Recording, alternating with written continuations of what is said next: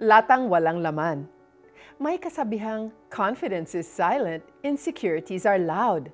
Malamang ay may nakahalubilo ka ng mga taong hindi mapigilan ang pag-iingay.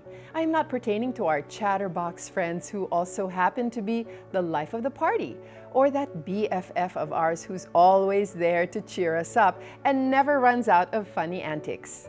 I am referring to those people na mema, or short for may masabi lang.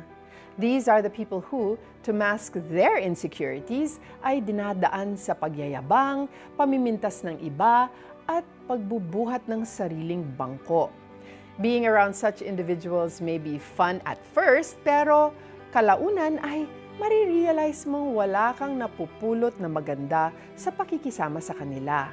In fact, surrounding yourself with them feels like you're being wrapped in toxicity. Another saying comes to mind, tell me who your friends are and I'll show you who you are.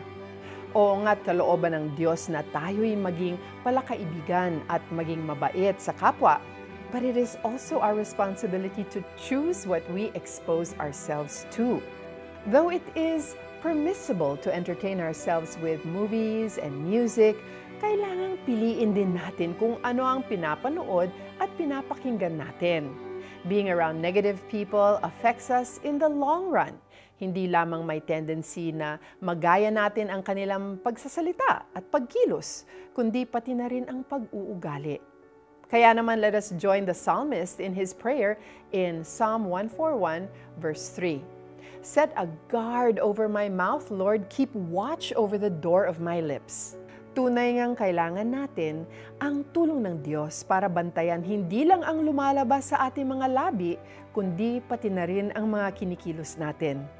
When we are filled with God and His Word, we can live according to His will as salt and light of the world. Let's pray. Panginoon, tulungan po ninyo ako sa aking pakikipagkapwa-tao. Bantayan po ninyo ang aking mga sinasabi. Huwag po ninyong hayaang maging tila isang latang maingay lang ako pero wala namang laman. Ang bawat lumabas nawa sa bibig ko ay maka-encourage sa iba at makapagbigay ng luwalhati sa iyo. In Jesus' name, Amen. And here's our application.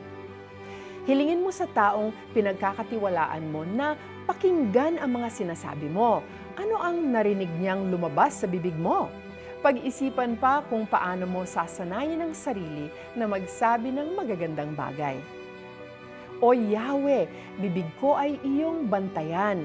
Ang mga labi ko'y lagyan mo ng bantay. Awit 141 verse 3. May God always guide our words and the things we do. My name is Joyce Burton Titular, your Tanglaw reader for today.